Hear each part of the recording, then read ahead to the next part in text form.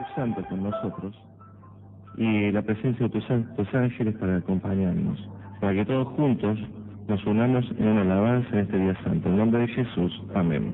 Querida familia, feliz sábado. Es un privilegio que tenemos los que estamos aquí presentes, como muchos que están reunidos en otros lugares, de poder separar tiempo. Recién estaba acá y es algo que no ocurre en otras iglesias. Desde aquel frente se ve pasar gente constantemente por la avenida Malvinas, gente que va, que viene a diversos lugares. En la rutina diaria, en el loquero en el cual estamos inmersos, que se llama mundo, se llama planeta Tierra. Y nosotros apartamos este tiempo para reunirnos, para una fiesta. Así que bienvenidos a la fiesta de esta familia. Es una fiesta porque nos venimos a encontrar con nuestro Señor Jesús. Y eso es lo que estamos pretendiendo hacer con lo que ocurre en este tiempo de separar para tener un encuentro especial. Y vamos a ocuparnos en este día de analizar una pregunta, ¿sí? Esta pregunta golpea nuestras mentes cuando la escuchamos y dice, ¿hasta cuándo? Y hasta cuándo le podemos dar distintos énfasis, ¿sí?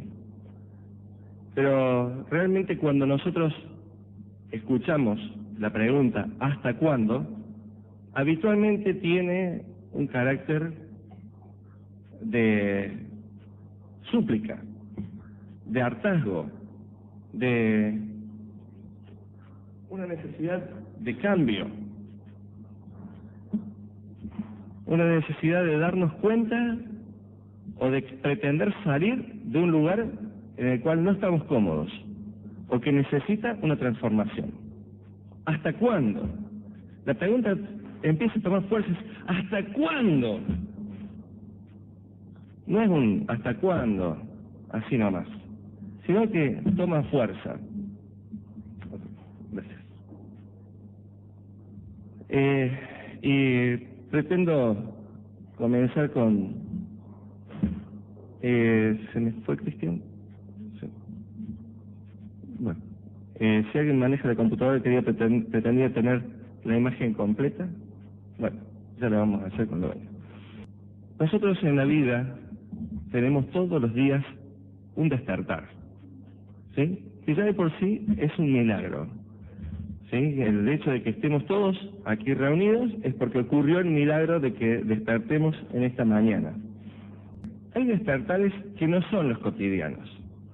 Hace un tiempo, en Brasil, apareció este programa que se llama Show do Milhão, ¿sí?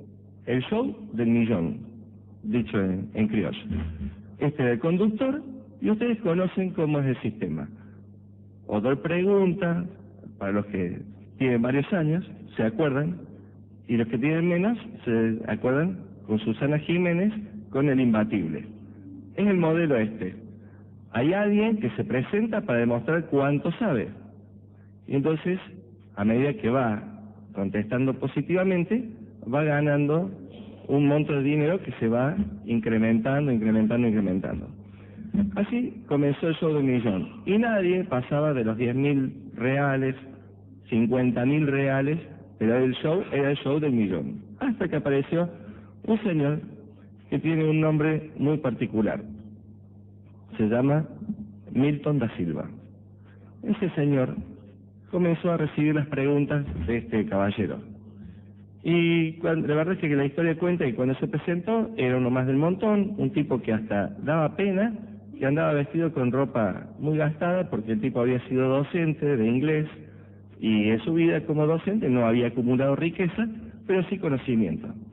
Fue creciendo en el ganar dinero y fue el primero en llegar a los 100.000 reales, que en ese momento era más o menos $100.000. Ya eso fue un alboroto dentro del programa. Así que empezaron a darle un poquito más de tiempo, porque saben que cuando hay algo importante, incrementa las ganancias del programa. Entonces, acá tenemos a alguien importante. Y empezó a crecer. Y de pronto llegó a los 300.000 reales. ¡Wow! Esto ya movilizó a todas. veían en los comandos que se incrementaba la audiencia, iba creciendo la expectativa, y de pronto le hacen una pregunta y llega a los 500.000 reales. ¡Wow! 500.000 reales. Nunca en la vida del programa había ocurrido esto. Y el señor Da Silva avanzaba, y avanzaba. Y entonces, en el incremento de esto, dijeron, bueno, vamos a un corte, nos vemos en una semana. Esa semana empezó. El señor Biblioteca va a venir acá, el señor Saberlo Todo, todos los programas de la televisión hablaban acerca del señor Da Silva, que iba a venir al programa. Y que a ver si llegaba al millón o no llegaba al millón, si llegaba al millón o no.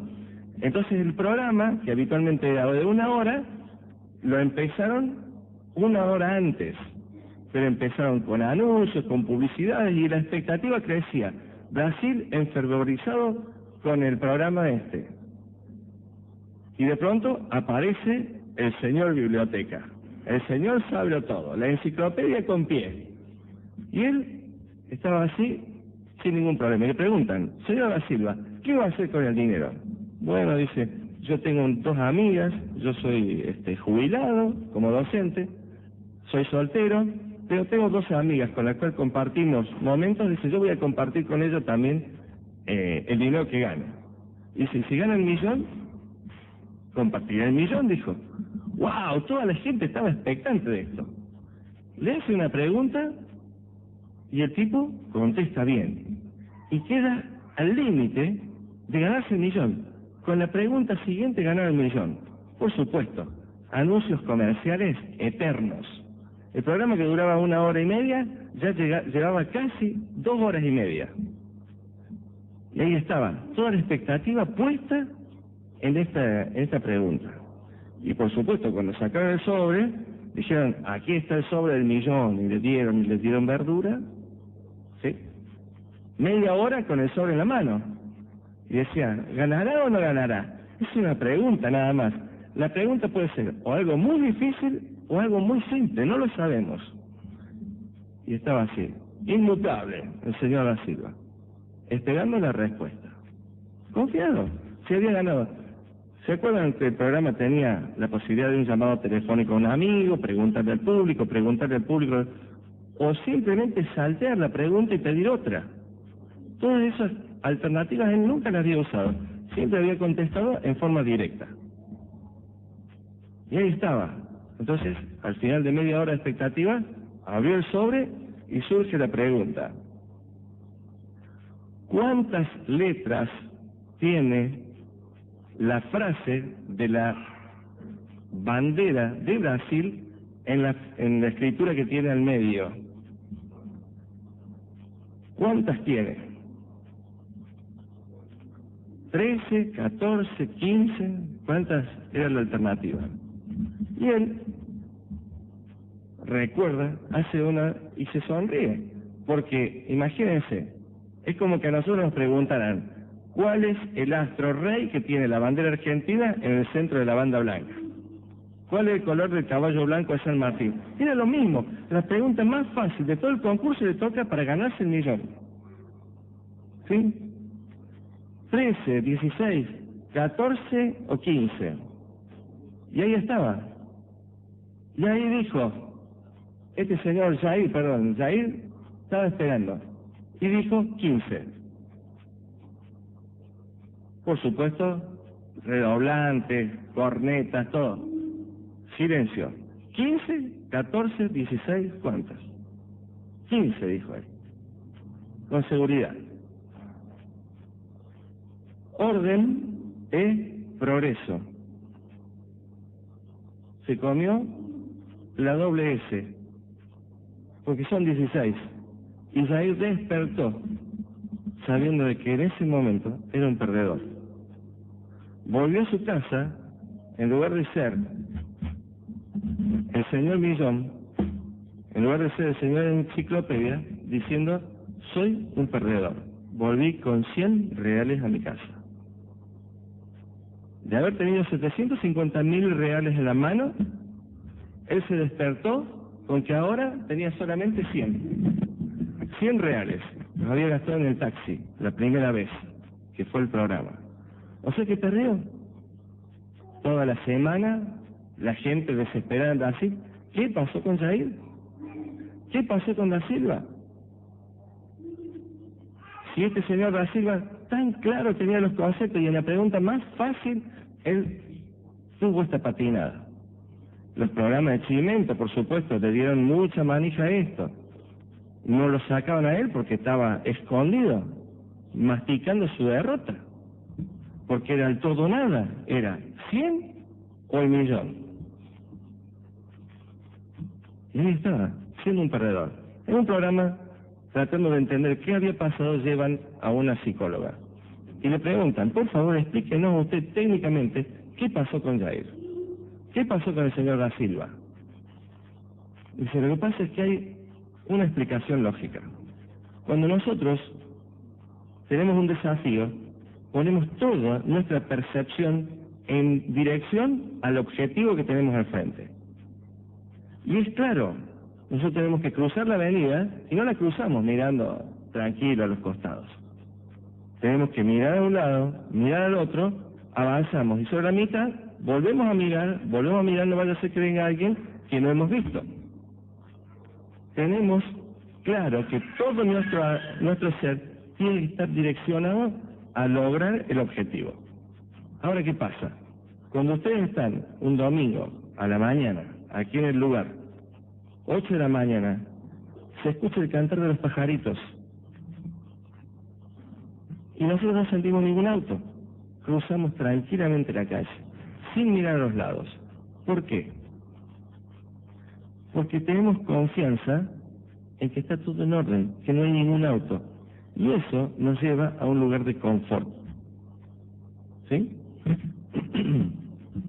Ese lugar de confort es el que nos lleva a estar confiados y cruzar la calle sin controlar a los costados. Y más de una vez nos pasa eso, aún cuando estamos en momentos de tensión. Nosotros venimos con los auriculares puestos, cruzando una calle y estamos en el área de confort. Nosotros escuchamos la música celestial, estamos escuchando Red Nuevo Tiempo, que emite acá, así que tenemos buena señal. Cruzamos tranquilos. Viene una Scania, nos tocó bocina, no lo escuchamos, estrella amarilla al frente. El despertar no siempre ocurre de buena manera. Es más, casi nunca. Porque despertarse no es agradable. Esta mañana, yo les aseguro, quería repasar el sermón. Y la verdad es que me puse el despertador y sonó como 25 veces, les aseguro. Porque cada minuto suena. Así que era apretaba, lo apretaba. No, quería despertar. Si estás en la cama, es algo agradable. Yo estoy abrigado, he estado en el país de los sueños, estoy calentito, mullidito, todo agradable, estoy sin la corbata, sin los problemas. Yo estoy ahí en un minutito, estoy en una situación como si estuviera en el vientre materno. No quiero salir. Yo no quiero salir del área de confort. El despertar nos lleva a transformar el momento de placer de estar en el área de confort a un cambio. Escuché en la radio, hacía 2 grados esta mañana cuando me levanté a las 7:30. 2 grados. Dije, uy, si hace 2 grados ahora con el de la iglesia, en una vez estamos en 0 grados. Y me tengo que vestir. O sea, hay un cambio. Y hoy es sábado. Imagínense cuando me tengo que levantar para ir a trabajar. Tengo que ir. Y tengo que ir a la máquina, no ir a la máquina. Los empleados y los que son maestros, tienen los chicos y cómo vendrá mi jefe. Todo cambio, o el que está en la facultad o el que está en la escuela, tiene que cambiar, y siempre el cambio produce molestia. Por eso es feo el despertar. Pero ocurre todos los días, comenzamos diciendo que era un milagro despertar. ¿Que es malo? ¿Es feo despertar? ¿Qué es lo que pasa? ¿Por qué nosotros nos acostumbramos a estar en esa área de confort? ¿Por qué nos gusta estar aún equivocados? Porque si yo me quedo en la cama, no está bien. Porque o estoy deprimido, o estoy enfermo, o estoy cómodo. No está bien. Y en nuestra vida, nosotros tenemos esos momentos de despertar, que son los que queremos analizar. ¿Hasta cuándo? ¿Hasta cuándo tengo que quedarme en la cama? Los despertares que vamos a ver hoy, algunos son tristes y otros son buenos. Cuando Adán abrió los ojos, después de ser un masacote de barro, ahora tenía un despertar increíble. No me puedo imaginar realmente lo que es nacer adulto. No me puedo imaginar. No me puedo imaginar ver todo hecho de una, como dicen los chicos ahora, de una sola vez, el árbol con frutos. Dios dijo y fue hecho. Dios mandó y existió. ¿Tiene poder para eso? La pregunta de los científicos evolucionistas es, ¿qué fue primero, el huevo o la gallina? No. Primero fue la totalidad. Dios dijo y fue hecho, mandó y existió. Adán abrió los ojos y era grande. Fue un despertar bueno. Ahora, ¿cuál fue el despertar después de haber mordido el fruto prohibido? Y verse desnudos. Y verse solos. Y sentirse pecadores, lejos de Dios. Sentirse traidores. Tanto Adán y Eva. Fue un despertar horrible. Eso lo cuenta en Génesis 3. ¿Cómo habrá sido el despertar de Jacob? Cuando vino la madre y le dijo, has recibido ya la unción de tu padre, la bendición de tu padre, pero tu hermano Esaú, a quien vos le compraste la primogenitura por un plato de lentejas, está llegando, escucho sus pasos.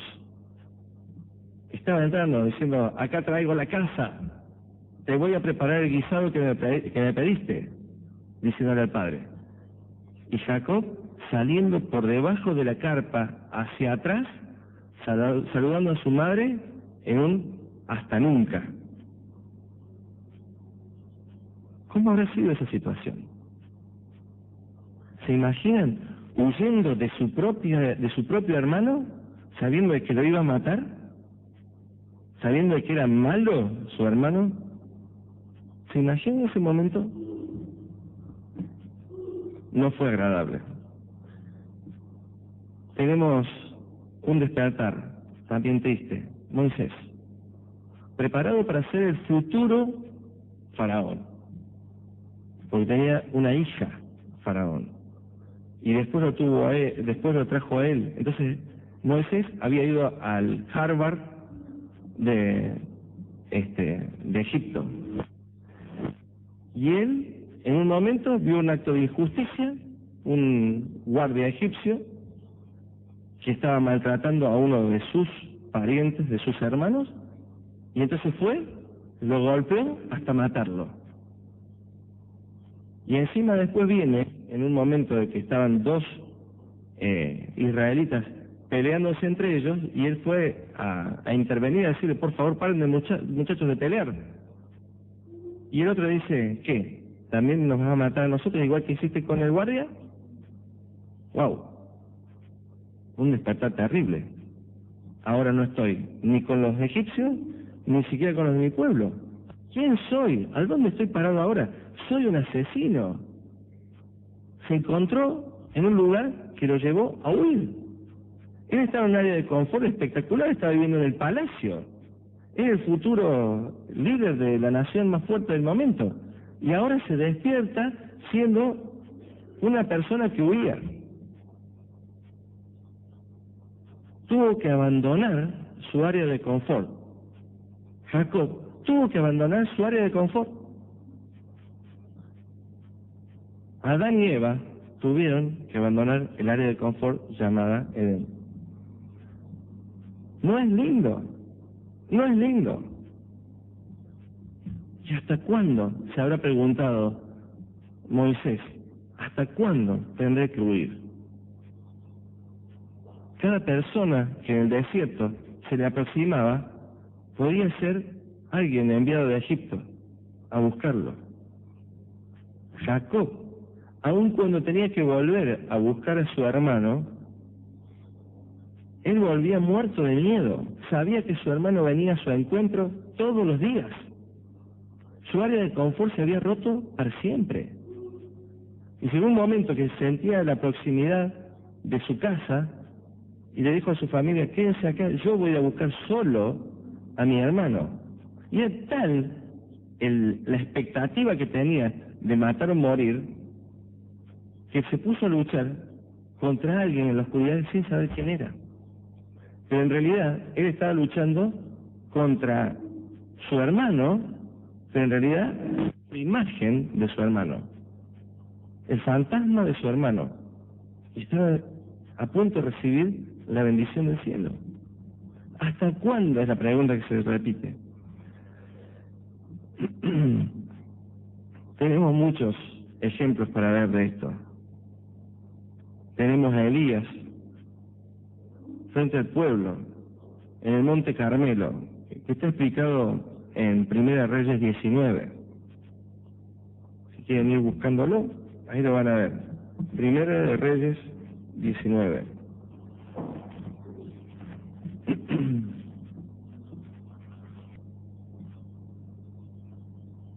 En el 18 comienza contando la historia de Elías siendo un profeta poderoso en Israel. Pero Israel estaba descarriado, él no. Él estaba seguro, aferrado a Dios. Era el mensajero de Dios. Y en el 18, Elías se enfrenta en el monte con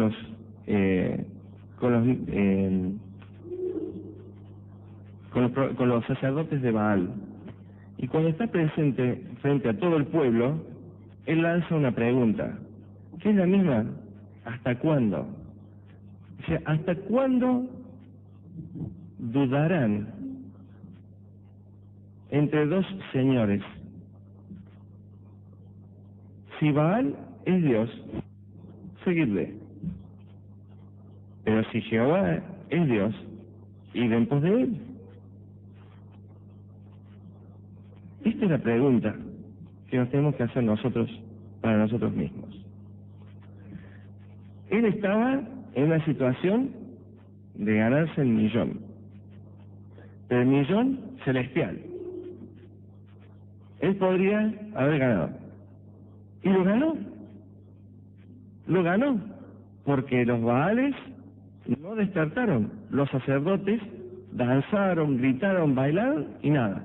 Pero cuando vamos al 19, después de haber pasado ese éxtasis espiritual, lo vemos. ¿Cuál es el título del 19? Huye. Estamos hablando de un individuo que tenía la capacidad de pararse frente a todo el pueblo y llamarlos a la reflexión y estar en un área de confort tan fuerte que decir, a mis espaldas me sostiene el mismo Jehová. Jehová me está dando la autoridad a mí para poder hablar frente a ustedes y preguntarle, ¿hasta cuándo van a estar dudando entre Baal y mi nombre? Era Jehová el que hablaba a través de Elías en esos momentos. Y después del capítulo siguiente lo vemos corriendo, hasta que era exhausto, porque le temía a una sola mujer. Es cierto, era la reina, pero a una sola mujer. Se había enfrentado a todo el pueblo, se había enfrentado a todos los sacerdotes de Baal. ¿Por qué? Abandonó el área de confort.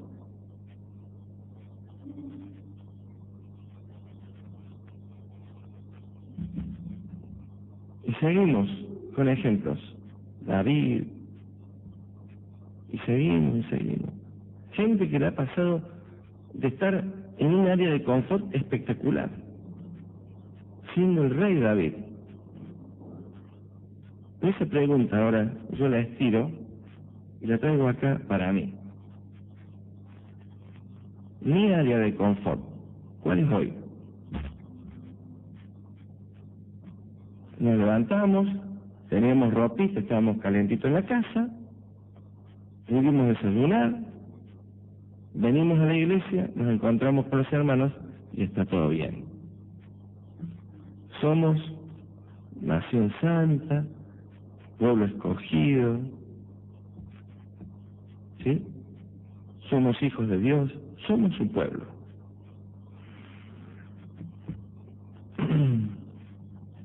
Y a veces que nos quedamos en esa área de confort.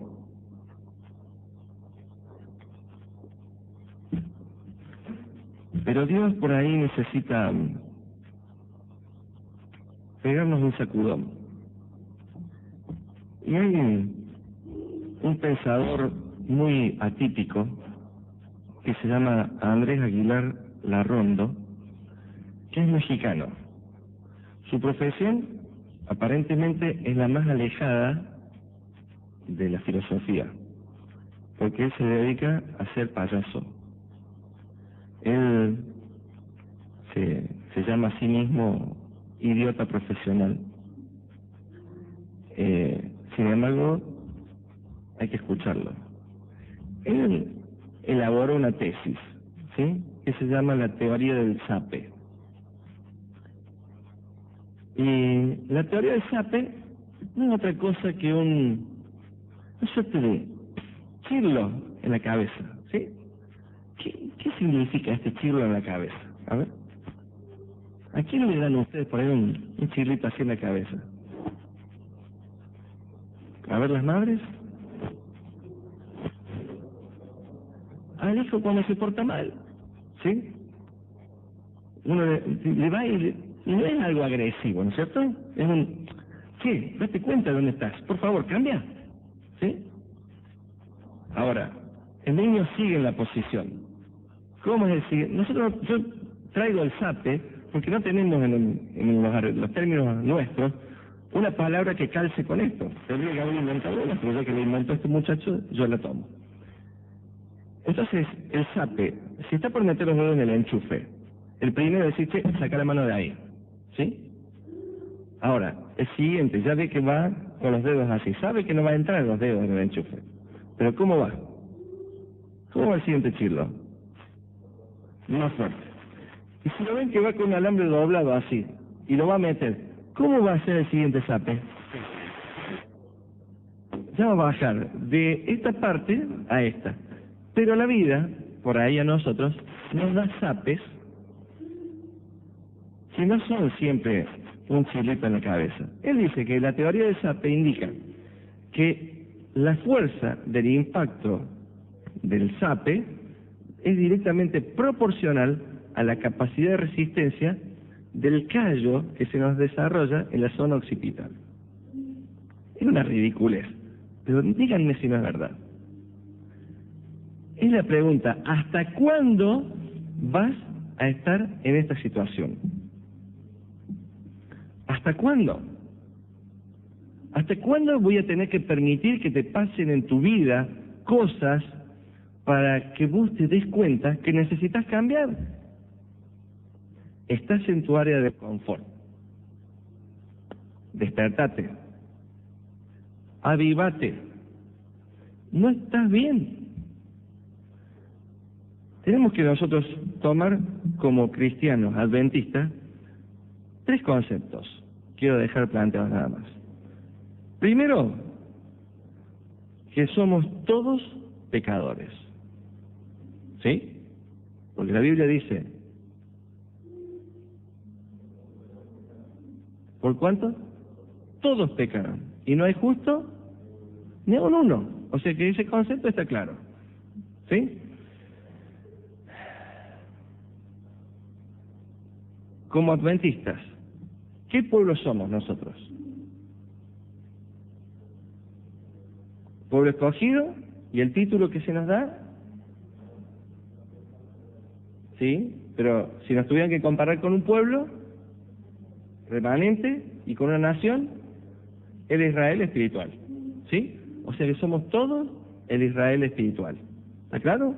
¿Estamos todos en ese grupo? Sí. Y si fuéramos a Apocalipsis y buscáramos una iglesia, ¿cuál de las iglesias seríamos? La Odisea. ¿Sí? Y vamos a buscar entonces en Apocalipsis la descripción de la iglesia de la Odisea.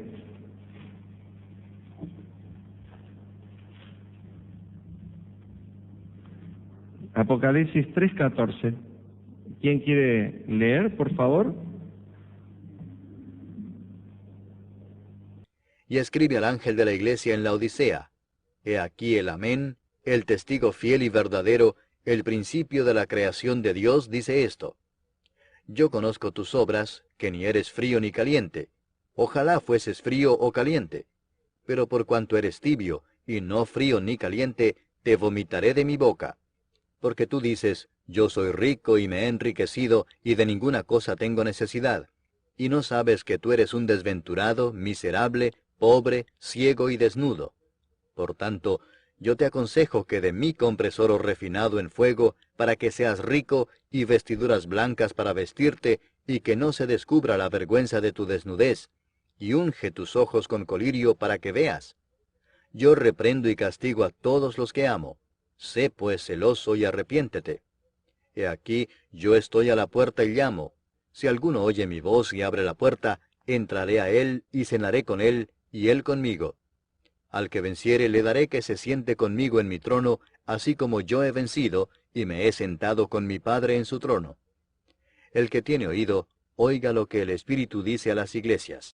Acá nos está marcando nuestra área de confort. ¿Cuál es el área de confort? ¿Cómo es la descripción que nos dice? Tú eres pobre, ciego, desnudo.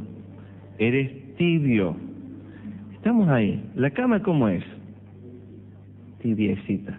Si fuera fría, saltamos. Y si fuera caliente, peor todavía. ¿Sí? Porque la fría, nosotros esperamos calentarla. Nos frotamos, estamos ahí y nos movemos. Pero cuando está tibia, ahí estamos, relajaditos. ¿Se dan cuenta que estamos en un área de confort llamada Iglesia de la Odisea? Pero ahí a continuación viene el sape. El chilo, es decir, date cuenta, sos tibio, desventurado. ¿Te crees que tenés todo? ¿Te crees que sos rico? Date cuenta que sos ciego. O sea, date cuenta que estás mal en la situación que estás. ¿Hasta cuándo? Es la pregunta. ¿Hasta cuándo vamos a seguir en esto? ¿Vamos a seguir disfrutando que somos la Odisea? ¿Vamos a seguir disfrutando de que estamos tibios? ¿Que estamos en la camita espiritual? Y que allá afuera tenemos que salir a trabajar. Sí, pero ¿sabes qué significa eso? Compromiso. Está lindo acá. Está linda la iglesia. Hermosa. ¿Para qué salir ahí a golpear puertas? ¿Para qué salir a invitar gente a los grupos pequeños? ¿Para qué? No. Está lindo acá. Sigamos cantando. Cortemos esto. Jesús está a la puerta. No importa. Sigamos cantando himnos. Si acá está lindo.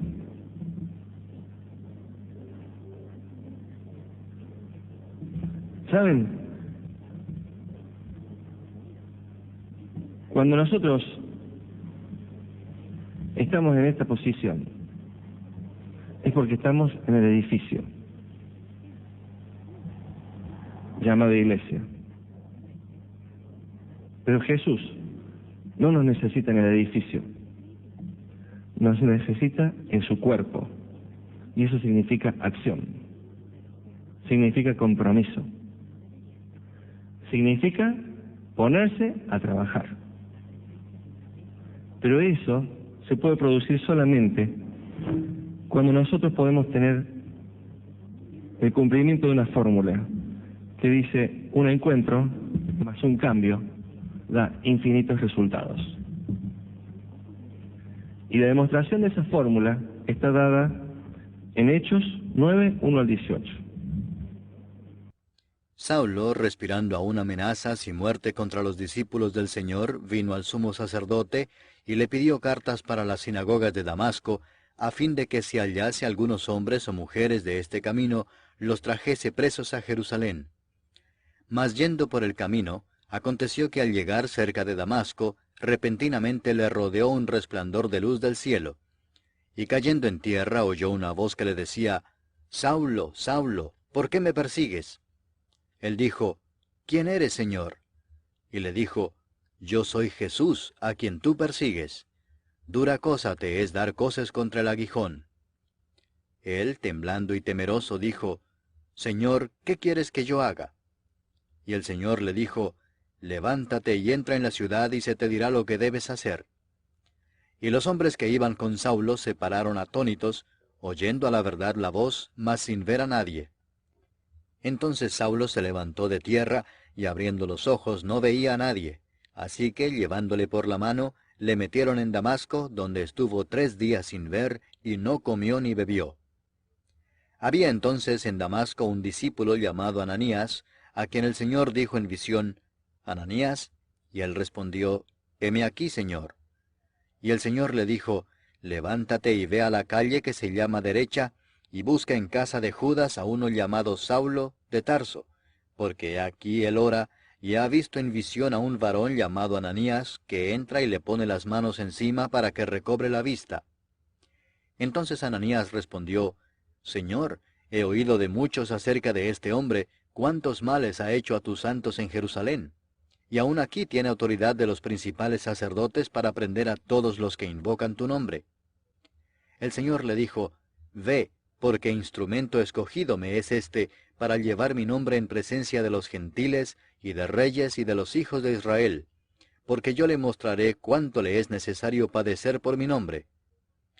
Fue entonces Ananías, y entró en la casa, y poniendo sobre él las manos, dijo, Hermano Saulo, el Señor Jesús, que se te apareció en el camino por donde venías, me ha enviado para que recibas la vista y seas lleno del Espíritu Santo. Y al momento le cayeron de los ojos como escamas, y recibió al instante la vista, y levantándose fue bautizado. Amén. ¿Se imaginan estos momentos? Vamos a hablar de alguien que ya se fue. Pero si hubiera aparecido el general Videla por la puerta, ¿lo hubiéramos bautizado?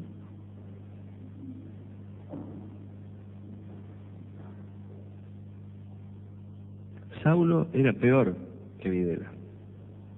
Nosotros lo tomamos como la historia vivida próxima, como alguien que actuó desde una parte del gobierno haciendo cosas malas. Y desde el otro lado había gente que hizo cosas malas. ¿Sí? Lo apuntamos ahí hasta ahí nomás. Pero nosotros, ¿hubiéramos aceptado a alguien así?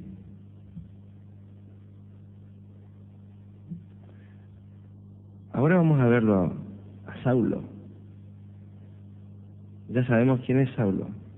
Saulo, en realidad, más que matar a cristianos, quería matar al mismo Jesús.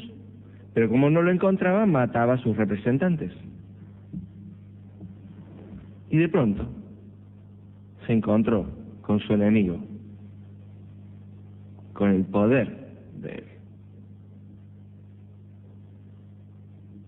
Yo no sé qué es lo que tenía en su corazón Saulo, pero sí sé que tenía muy clara la misión. Quería eliminar al enemigo. Y dedicaba toda su vida a eso. Y todas sus fuerzas y todo su tiempo. Salía y hacía lo que él quería y creía que era suficiente que tenía que hacer. Vencer al enemigo. Y de pronto el enemigo se le presentó. Y le demostró que no era su enemigo. ¿Cuánto tiempo hizo falta para el cambio de Saulo? Una caída del caballo. Y le dijo, Saulo, Saulo, ¿por qué me persigues? ¿Hasta cuándo? ¿Quién eres? Le preguntó. yo soy Jesús a quien tú persigues. Nosotros no somos Saulo. ¿Tenemos en claro qué es lo que estamos haciendo hoy aquí en la iglesia? ¿Tenemos claro a qué hemos venido aquí? Yo creo que nadie ha venido a perseguir a Jesús para matarlo. Sino todo por lo contrario. Estamos tratando de perseguir a Jesús para tomarlo. Pero ¿hasta cuándo nos vamos a equivocar el camino? ¿Cuánto tiempo hace falta en nuestra vida para darnos cuenta que Jesús es nuestro Salvador? O tal vez no confiamos en Él lo suficiente. O tal vez no lo llegamos a conocer lo suficiente para entregarle todo a Él. Tal vez estamos dudando y por eso conservamos algo de nuestras capacidades como para manejar nuestra vida en determinadas situaciones. ¿O no nos pasa eso? Tal vez hay un pecado oculto que nos gusta y por eso no lo largamos. Tal vez hay autosuficiencia en nosotros, lo cual nos lleva a querer hacer las cosas de acuerdo a nuestro criterio y no a la voluntad de Cristo. O tal vez no lo llegamos a conocer lo suficiente. ¿Saben cuántos nombres tiene en la Biblia Jesús?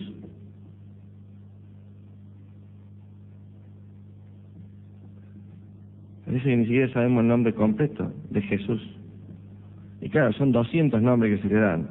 El Verbo de Dios, el Verbo de vida, el Creador, el Rey de Reyes y Señor de Señores, Luz del Mundo, Príncipe de Paz, Alfa y Omega, Emmanuel, el Yo Soy, Señor de todos, Dios verdadero, Autor y Consumador de la fe, Pan de vida, Salvador, la vida verdadera, el camino, la verdad y la vida, Piedra angular, el primogénito de la creación, la cabeza de la iglesia, el Santo, el Juez, el Hijo del Hombre, el Novio, el Libertador, y sigue. 200 nombres hay en la Biblia para definir quién es Jesús. Pero lo que me está faltando es definir quién es en mi vida. ¿Es el Señor de señores, el Rey de reyes para mí? Si es así, ¿por qué no le estoy dando la posibilidad de que cuando Él golpea la puerta yo le abra?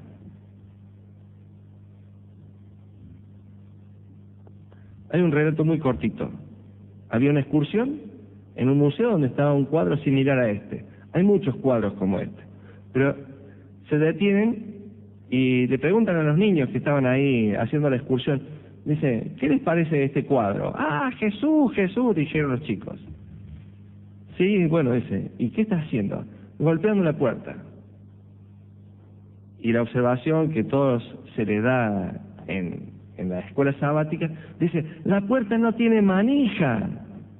¿Y por qué? Dice, y porque eso significa que desde adentro solamente la persona puede abrir la puerta para que Jesús entre. Él no fuerza la puerta. Ah, dijeron todos los chicos. Todos sabemos eso, ¿o no? Todos hemos escuchado sermones, relatos acerca de esto. Y cuando estaba el grupo a punto de seguir hacia el siguiente cuadro, una nenita pregunta inocentemente, dice, ¿y le abrieron la puerta? ¿Y vos le abriste la puerta? Que Dios los bendiga.